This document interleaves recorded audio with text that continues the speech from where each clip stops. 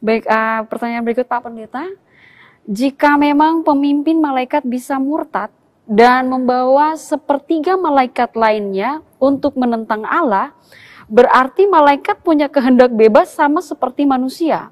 Lalu bagaimana dengan iblis? Apakah berlaku sama?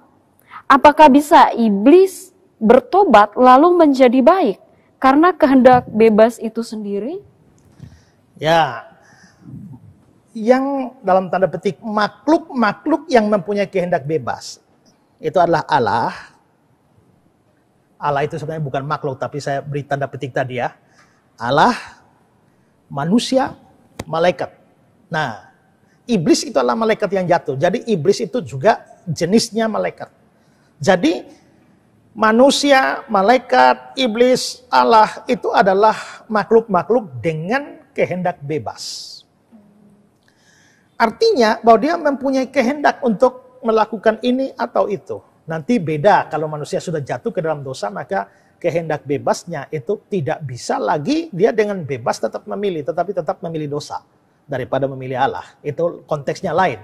Tapi artinya adalah bahwa iblis pun itu mempunyai kehendak bebas. Karenanya dia bisa memberontak terhadap Allah, lalu akhirnya dibuang ke bumi. Ini menjadi pertanyaan yang unik. Apakah bisa suatu saat iblis menjadi sadar dan bertobat? Ya, setelah iblis pikir-pikir, dulu waktu hidup sama-sama dengan Allah, penuh kemuliaan, sekarang dibuang, ini kok ya dimusuhi oleh Allah, diusir-usir oleh orang Kristen, dalam nama Yesus, nyala engkau. Wah, iblis pikir-pikir, ada langkah baiknya bertobat. Kira-kira memungkinkan tidak? Apakah bisa iblis sadar dan bertobat dan kembali kepada Allah? Dan apakah iblis yang bertobat dan kembali kepada Allah itu bisa diterima, diampuni oleh Allah? Dulu ada orang pernah tanya sama saya, kalau iblis bertobat kembali kepada Allah, apakah Allah mau mengampuni iblis? Saya bilang tidak. Lalu dia bilang begini, bagaimana Allah mengajar kita mengampuni, sedangkan Allah sendiri tidak mau mengampuni musuh bebuyutannya, yaitu iblis. Nah, begini saudara ya, mengapa atau apakah mungkin iblis itu bertobat? Secara teoritis bisa dikatakan ya, karena dia punya kehendak bebas. Tapi secara empiris menurut saya tidak bisa. Kenapa? Mari kita membandingkan ini dengan apa yang dialami oleh manusia. Pertama, manusia yang berdosa atau sudah jatuh ke dalam dosa itu mengalami apa yang disebut sebagai total depravity, kebejatan total. Artinya manusia itu mengalami ya dalam seluruh aspeknya itu sudah berdosa, pikirannya, hatinya, perbuatannya. Kalau kita melihat dalam Kejadian 6 ayat yang kelima, ketika dilihat Tuhan bahwa kejahatan manusia besar di bumi dan bahwa segala kecenderungan hatinya selalu membuahkan kejahatan semata-mata. Segala selalu semata-mata. Ini menunjukkan bahwa manusia memang telah jatuh pada total depravity. Lalu dalam Roma 8 ayat yang ke-7 dan 8. Sebab keinginan daging adalah perseteruan terhadap Allah. Karena dia tidak takluk kepada hukum. Hal itu memang tidak mungkin baginya. Tidak mungkin manusia yang telah berdosa itu ya bisa taat kepada hukum. Mereka yang hidup dalam daging tidak mungkin berkenan kepada Allah. Ya. Maka ada seorang namanya G.I. Williamson, dia mengatakan, karena manusia itu rusak dan dikotori dalam setiap bagian, dia berbuat dosa terus-menerus. Dia tidak bisa melakukan apapun yang bukan dosa dari sudut pandang Allah. Tidak bisa. Itu total depravity.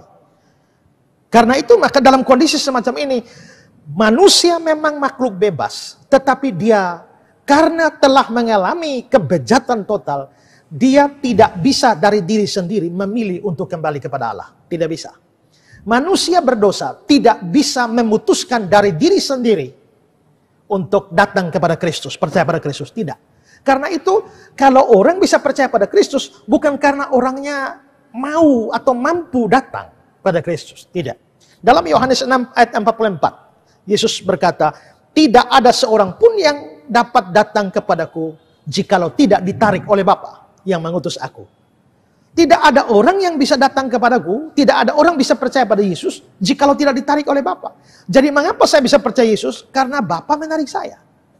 Mengapa saudara bisa percaya pada Yesus? Karena Bapa menarik saudara. Kalau Bapa tidak menarik, manusia berdosa yang sudah bejat ini tak mungkin bisa datang. Lalu dalam Yohanes 6 ayat 65. Lalu dia berkata, sebab itu telah kukatakan kepadamu, tidak ada seorang pun yang dapat datang padaku kalau Bapa tidak mengaruniakan padanya.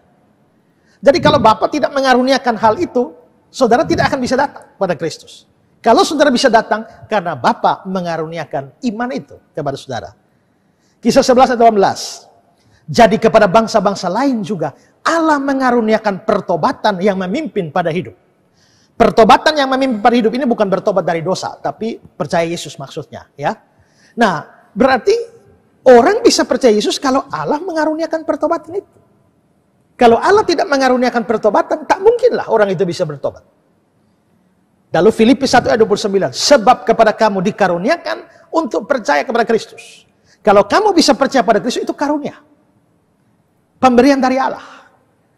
Nah, dari sini kita bisa melihat bahwa manusia yang telah bejat total, dengan kebebasannya sendiri, tak mungkin memutuskan datang kepada Kristus. Butuh anugerah dari Allah yang menarik atau mengaruniakan pertobatan, baru bisa manusia berpikir untuk kembali atau percaya kepada Kristus. Nah, manusia sudah bejat seperti itu tidak bisa. Sekarang kita bertanya, antara manusia dan iblis mana lebih bejat? Yang mana, Tensa? Ya, antara manusia dan iblis mana lebih bejat? Manusia lebih bejat. Ya, kita ini digoda oleh iblis. Bahkan saudara, Yohanes 8 ayat 44 bilang, iblislah yang menjadi bapakmu dan kamu ingin melakukan keinginan bapakmu. Dia adalah pembunuh manusia sejak semula, tidak hidup dalam kebenaran, sebab di dalam dia tidak ada kebenaran. Apabila dia berkata dusta, dia berkata atas kehendak sendiri, sebab dia adalah pendusta, bapak segala dusta.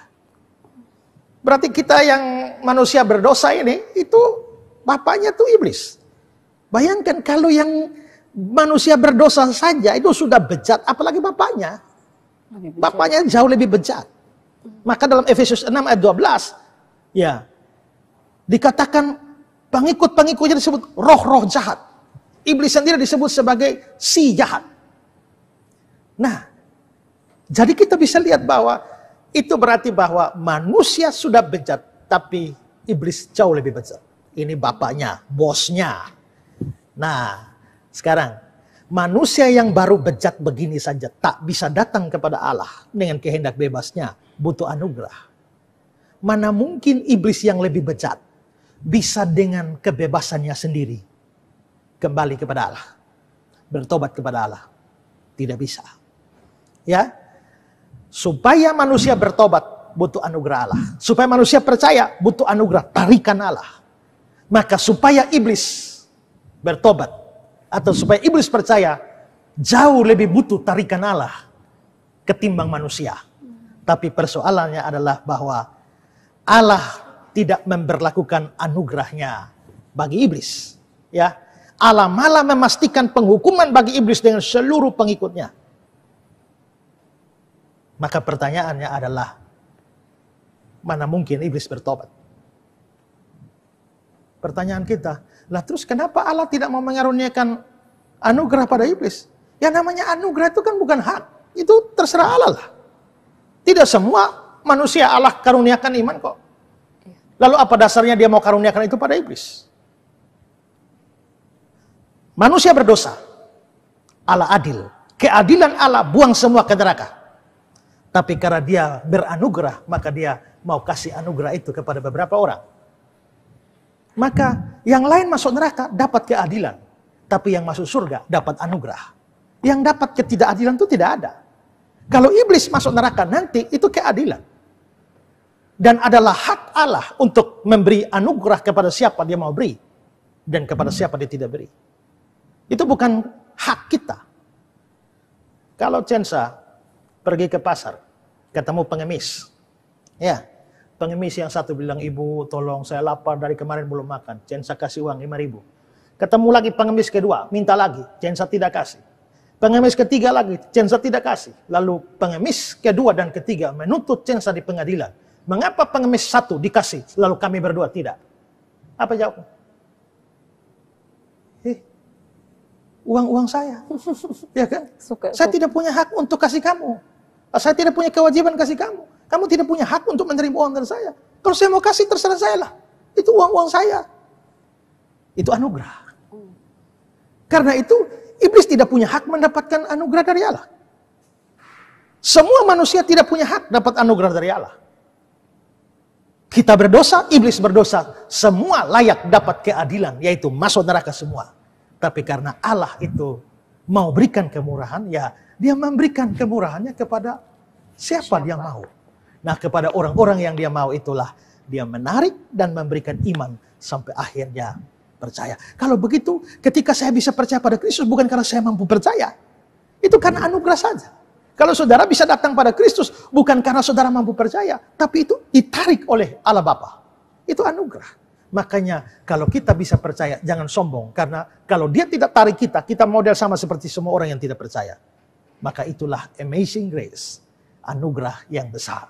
Kalau kita diselamatkan, itu bukan hasil usahamu. Itu pemberian Allah. Jangan ada orang yang memegahkan diri. Ya.